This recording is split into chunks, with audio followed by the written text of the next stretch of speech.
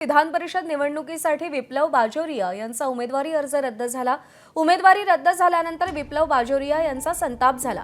निर्णयाची कॉपी मागवण्यासाठी विप्लव बाजोरिया रात्री 9:30 वाजता जिल्हाधिकारी कार्यालयात गेले होते। मात्र रात्री 9:30 वाजता कार्यालयात कोणीच उपस्थित नसल्याने बाजोरिया यांनी कार्यालयात गोंधळ घातल्याची माहिती आहे। त्यामुळे शासकीय कामात अडथळा आणल्याच्या आरोपाखाली विप्लव बाजोरिया यांच्या विरोधात गुन्हाही दाखल करण्यात आलेला आहे।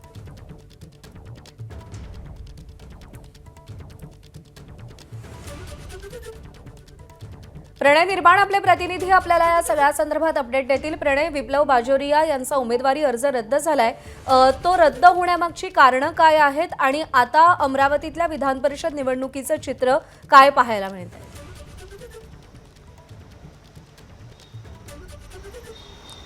नक्की प्रज्ञा, बंडखोरी करत माजी आमदार विप्लव बाजोरिया यांनी अमरावतीमध्ये उमेदवारी दाखल केली आणि त्या उमेदवारीमध्ये जे शपथपत्र दिलं होतं ते शपथपत्र जे आहे ते पुरेपूर नव्हतं असं आक्षेप काँग्रेसच्या उमेदवाराच्या प्रतिनिधींनी घेतलं। त्यामुळे काल जी 4 तास तब्बल सुनावणी झाली आणि त्या सुनावणीच्या नंतर जिल्हाधिकारी आशिष येरकर यांनी जे उमेदवारी आहे विप्लव बाजोरिया यांची उमेदवारी रद्द केली आणि रद्द केल्याच्या नंतर बाजोरिया, कोपिकिशन बाजोरिया आणि विप्लव बाजोरिया आणि त्यांचे वकिलाची फौज हे सगळे जेव्हा जिल्हाधिकारी कार्यालयातून बाहेर पडल्याच्या नंतर परत अर्ध्या पाऊण तासांनी ते कार्यालयामध्ये आले की जो आमच्या विरोधात निर्णय दिला त्याची कॉपी आम्हाला लगेच द्या, कारण आम्हाला हायकोर्टामध्ये जायचं। परंतु या ठिकाणी जिल्हाधिकारी आणि सगळे अधिकारी निघून गेले होते। त्यानंतर त्यांनी या ठिकाणी कोपिकिशन बाजोरिया आणि विप्लव बाजोरिया आणि त्यांचे काही साथीदारांनी या ठिकाणी गोंधळ घातला होता। त्या गोंधळ घातल्यामुळे गाडगेनगर पोलीस स्टेशनमध्ये निवासी उपजिल्हाधिकारी संतोष काकडे यांच्या तक्रारीवरून शासकीय कामामध्ये अडथळा आणला आणि जी भाषा वापरली ती योग्य नव्हती अशी तक्रार दिली। त्या तक्रारीच्या आधारावर गाडगेनगर पोलीस स्टेशनमध्ये बाजोरिया पिता पुत्रावर गुन्हा दाखल झालेले शासकीय कामात अडथळा आणला प्रकरणी।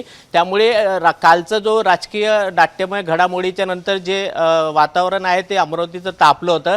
आता बाजोरिया हे हायकोर्टात जाणार असं त्यांनी कालच सांगितले, परंतु भाजपची जी प्रवीण पोटे जे उमेदवार आहेत ते आणि काँग्रेसचे हर्षजित देशमुख या दोघांमध्ये आता काटेकी टक्कर जी आहे ती आपल्याला अमरावतीमध्ये पाहायला मिळणार आहे। परंतु आता बाजोरिया पिता पुत्र हे काय भूमिका घेणार, कारण त्यांना जी निर्णयाची कॉपी ती अद्याप मिळालेली नाही। त्यांना आज 11 वाजता जेव्हा जिल्हाधिकारी कार्यालय ऑफिसमध्ये जिल्हाधिकारी येतील त्याच्यानंतर त्यांना कॉपी मिळेल आणि ते कॉपी मिळाल्याच्या नंतर हायकोर्टात जाणार असं त्यांनी आपल्याला एबीपी माझाला काल रात्री सांगितलेलं होतं।